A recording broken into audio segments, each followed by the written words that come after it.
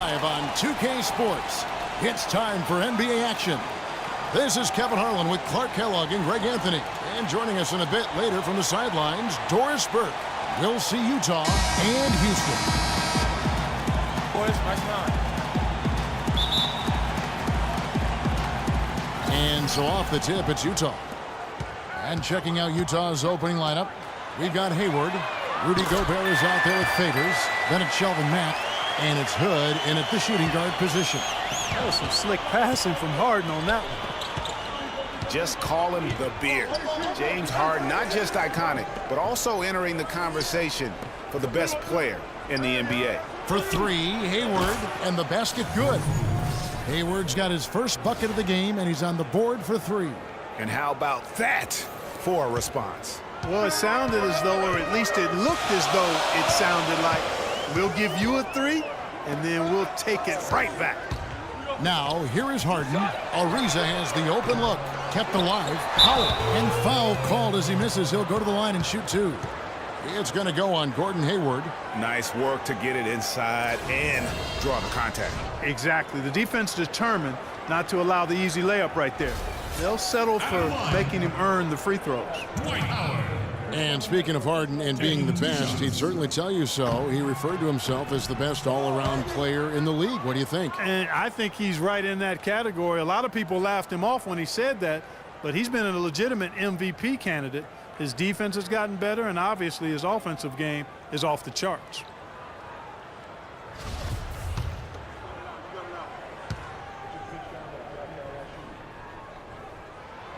No good on the second free throw. Last season was difficult for Dwight Howard, to say the least, across the board. Worse since, in fact, his rookie year. Yeah, he just wasn't able to stay healthy. I mean, looks dominant in spurts. Gets you thinking, okay, he's back, then his body betrays him. Houston's gone 1 of 2 from long range in the first quarter. First quarter of play, 1 minute played. Here's Beverly. The shot by Ariza. Ariza with another miss. And talking about Howard, always a perennial double-doubles leader. Last year, through the injuries, he dropped down to 23 total double-doubles. But that was in only 41 games. So the average over an 82-game stretch would have put him in the top 5 once again. So clearly, he has a lot left when he's healthy. And I like how he puts himself in position there to finish on the break. Yeah, you know, that's what we call seeing and feeling the game. Excellent read of how that play was going to develop and where the ball was going. That's stuff that you oftentimes can't teach, Greg. Now here's Harden. He's coming off a 31-point game against Portland. Boy, was he physical. I mean, in that game, just drawing a lot of contact and getting himself to the line over and over. Getting back to Dwight Howard, I think he's at a crossroads physically. Had back and knee issues. It's highly unlikely he can be 100% for a full season. You just hope to have him happy and healthy for your most important game. And that one's good. How about the way he's able to angle his body to shield the big fella off and still get the finish? You've got to be clever with your sleight of hand when you get inside and try to finish against the bigger guys. And he made it look easy that time. And Utah has possession. Following the score by Houston. And it's going to be 2 free throws. Drew contact on the shot. You know, there are those who wonder if Gordon Hayward can lead a team to the promised land.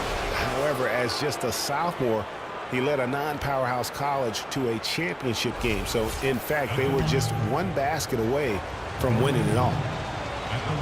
Throw back to Hayward. He took that buzzer-beating half-court shot, Clark, that would have won his school the championship. You actually called that game, and it did hit the backboard and rim, but unfortunately did not go in. Well, Hayward's the kind of guy who's willing to put his team on his back and try to carry him. He's willing to take that responsibility on. Whether he can deliver at the highest level, time will tell.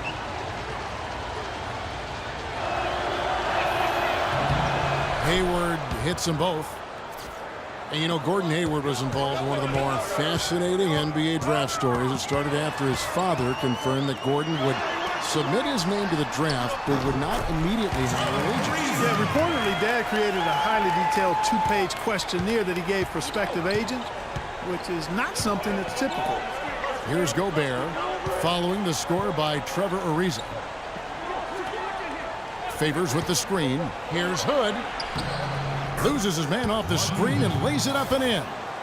Really, the defense is helpless to stop a layup right there. Just too much of an advantage in terms of the mismatch. And on the topic of Hayward hiring an agent, it was reported that the questionnaire was just the beginning and that prospective agents also went through quite a grilling. In addition to that, you talk about a thorough process. Here's Matt. James Harden picking up that last basket. Lets it go with a three. Tries to keep it alive. Hood can't get it to go. Houston leading by 4. It's Harden with the drive. Gobert with the block. Here's Hood. Ariza covering. A shot by Hayward. Wide open. They get it again.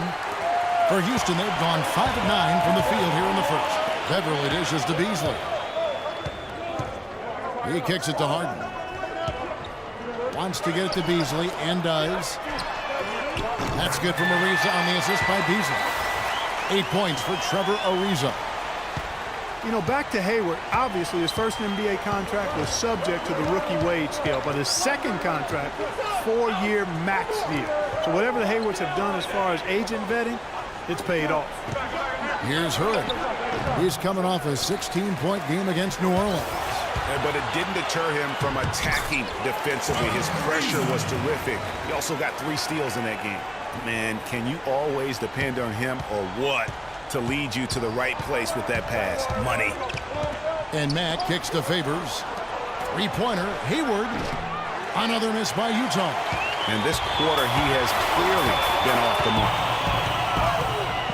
Screen by Howard. Beverly the pass to Howard. Off target there. That would have pushed the lead to double digits. To the inside. And Hayward gets it to go. Hayward's got 7 points.